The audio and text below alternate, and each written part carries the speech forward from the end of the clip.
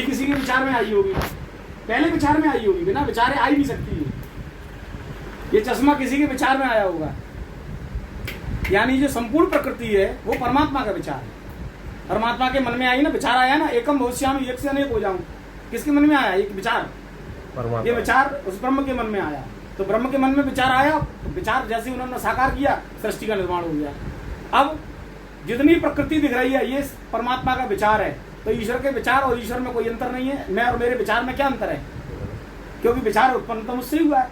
तो इसलिए भगवान का साकार स्वरूप कहते हैं। यानी क्रियान्वित कर दिया प्रभु ने अपने विचार को, तो वो साकार हो गया। और उस साकार में भी वो समाया है, जैसे हम अपने विचारों में समाये हैं। जिसने ये चश्मा बनाया था ना, आज भी वो इस चश्मे में समाया हुआ है। वो नाम लिख गया गॉडफादर। जिसने जो खोज लिया उसका नाम क्या रख दिया हमने? गॉडफादर। ये इसका जन्मदाता यही है। तो ये चश्मा का जिसने विचार किया था वो इसका गॉडफादर है। अब इस प्रकृति के अलावा जो भी संसार में आपको दिख रहा है ये मनुष्य का विचार है। विचार अंदर पहले आया, विचार आया, विचार को उसने क्रिया रूप दे दिया, मूर्ति रूप देकर साकार में उसको प्रकट कर दिया ना। बड़ी बड़ी बिल्डिंग है, ये मानव का विचार है। घर गृहस्थी की जितनी सारी वस्तुएं अपन लाते हैं, चाहे वो प्लेट हो, चाहे वो चम्मच हो, चाहे वो कांटा हो, तो ये क्या है? ये विचार ही है। बस उसको मूर्ति रूप देके हमने उसको प्रकट कर लिया है।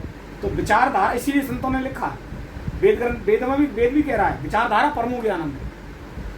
विचारधारा जो है आपकी, अगर वास्तव में बहुत हाई लेवल की है, स्पिरिचुअल स्थिति में आपकी अगर विचारधारा है, तो ये इससे बड़ा कोई ज्ञान ही नहीं है। और आत्मज्ञान क्या है? आत्मज्ञान एक ऐसी विचारधारा है जिससे मैं और मेरा शरीर, हम दो अलग अलग सत्ता होके और रहते हैं, और मैं शरीर का उपयोग करता हूँ बकाया समझ के। तो ये क्या, ये भी विचारधारा ही है। तो विचारधारा से ही तो मनुष्य ब्रह्म बन जाता है, विचारधारा से ही वो मनुष्य है, विचारधारा से ही वो पशु है। सही, विचारधारा से ही तो है। अगर आपकी विचारधारा उन्नत कोटि की है तो आपको लोग सज्जन कहेंगे।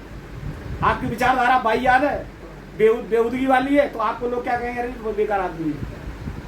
यानी इंसान वही है, बस उसकी विचारधारा के अनुसार उसका विचारधारा से ही व्यक्तित्व होता है। भाई विचारधारा जैसी होगी वैसा ही हमारा इंद्रिय व्यवहार होगा, जैसा इंद्रिय व्यवहार होगा वैसा व्यक्तित्व बन जाएगा। सही है। विचारधारा अगर सतोगुणी होगी तो आपकी इंद्रियां सतोगुण में व्यवहार करेंगी, और सतोगुण का व्यवहार जब हम देखेंगे तो हम आपको अपने आप ही कहने लगेंगे सज्जन है। अगर आपका विचार गलत होगा तो आपकी इंद्रियां ऊट पटांग हरकतें करेंगी, और आपका व्यवहार जो दिखेगा उसको देख के हम कहेंगे ये आदमी अच्छा नहीं है, भाई आदमी है। इसलिए विचारों की बहुत